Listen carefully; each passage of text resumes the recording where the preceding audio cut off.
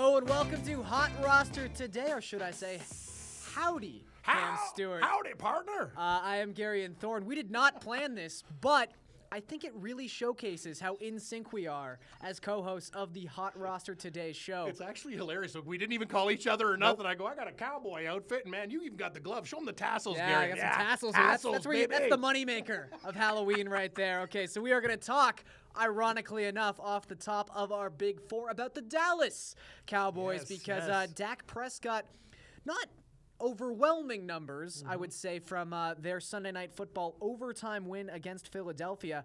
19 for 39, 287 yards, 2 touchdowns, and also a rushing touchdown. So the touchdowns were there. Yep. The completion percentage was not, but I think the weirdest number, Cam, was those 39 attempts.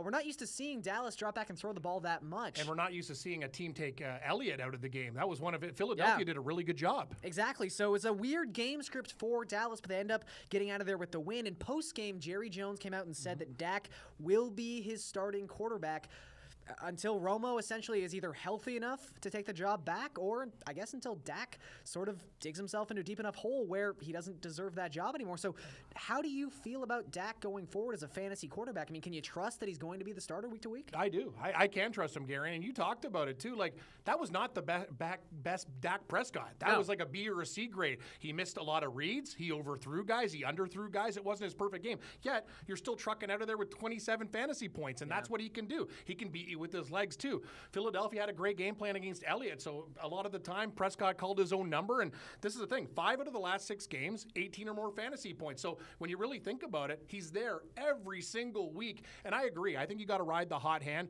The one thing I didn't like, though, there was a couple rookie mistakes that he made, missing assignments and checkdown stuff that Tony Romo definitely would have done, but you can't argue. The productivity's there, and when he doesn't look great and still puts up numbers, I'm sold. And they're just winning games. Like, I know the overall real-life aspect doesn't matter that much for fantasy unless you're talking about how long can this guy maintain this job, and I don't think there's a reason. Now, do I think Dallas is going to win every game the remainder of the season? No. I don't. So if they do hit a run, maybe week 11, week 12, where they lose a couple consecutive games, then you're going to start hearing this Romo stuff even more, because I think right now, Romo's probably healthy enough to play. It's just they don't want to tell anyone he is to create a controversy, to create that pressure-packed situation. So Dak is the guy right now, and actually, from a fantasy perspective, only behind Tom Brady and Matt Ryan in fantasy points per dropback. Now, that per dropback part is important because he's not a guy who drops back a ton in comparison to those two guys. They drop back a lot. But he reminds me a lot of, well, he's got aspects of Tyrod Taylor and aspects of Cam Newton. And the Tyrod Taylor thing is just, Taylor is in an offense much like Dallas. Dallas, the only team in football running a lower percentage of their plays as passes than runs, which is so rare in today's NFL. Exactly. So he's not going to get a ton of volume, much like Tyrod Taylor in Buffalo, but when he gets those opportunities, he takes full advantage because of his legs. Now, he doesn't rack up the rushing yards like Tyrod does. It's more of a Cam Newton situation right now, which might not be the most sustainable thing. He's got 4 rushing touchdowns. And you got to think, though, too, Gary, with Des Bryant coming back too, and you know he's a guy that likes to get fed. You know they're going to have conversations. So even if Prescott, you're right. Them in Buffalo, they do a lot of running because of the success of Elliott and McCoy and the lack of receivers. But but I think they're going to be throwing a lot. And if that's a bad game for Dak Prescott, you got to be pretty happy if you own him. I would agree. And right now, if he's playing, you have to play him. So he's definitely a startable quarterback on a week-to-week basis. So let's move now to Kansas City. Yeah. Unfortunately for Kansas City, they are 2 separate topics of the Big Four. And even though they came off a big win against the Colts, concussions are a concern right now. Also, the status of Jamal Charles. Let's stick with the running backs first, Cam. Charles is now visiting Dr. James Andrews, the most feared name in sports. Yeah. that is a scary Halloween costume, actually. Dr. James Andrews. Puts fear into the hearts of fantasy owners everywhere. He's having his knees checked out by James Andrews. He's 30 years old, ACL injury.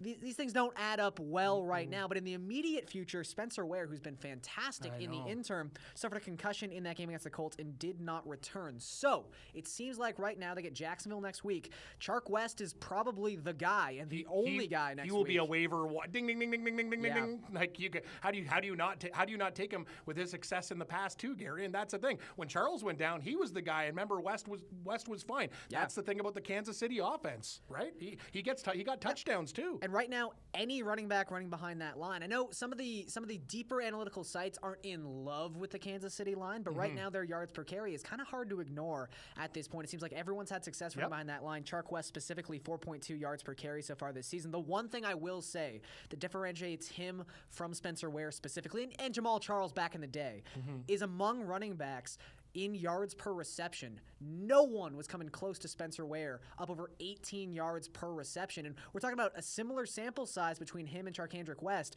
West down at 3.5 yards per reception. Nowhere near as explosive as Spencer Ware. But if he's going to get the volume, like 20 touches, you think, against Jacksonville? Oh, yeah. What are you going to do? What are you going to do if you're a Charles owner? Because I'm in the same situation, right? I have Jay Ajayi. He's on bye. I had to start, obviously, Gillisley, who got a touchdown for Buffalo. But I put CJ Prosise in there, like my 4th or 5th back, because Charles isn't going to play. This is the problem with Jamal Charles. You look at him. When he comes back, I don't even see, like, that's the thing. I can't see volume. I can't have confidence plugging him in any lineup, Gary, even when healthy. I will say, I think in that specific situation, if you're in a league deep enough that you still are rostering CJ Prosise, like, you're going to hold on to him because you can't trade him right now. He's just got no value. Exactly. It's the absolute lowest value. So at this point, you kind of have to hold on. It's a crappy play. It's a crappy move. Oh, yeah, for sure. But just hold on to him, hope he somehow builds up some value, and then maybe consider trading him at peak. But it's a rough spot right now. But hopefully for Spencer Ware owners, obviously you have to monitor that situation. He'll be in the protocol, could play week 9, but we don't know as of yet.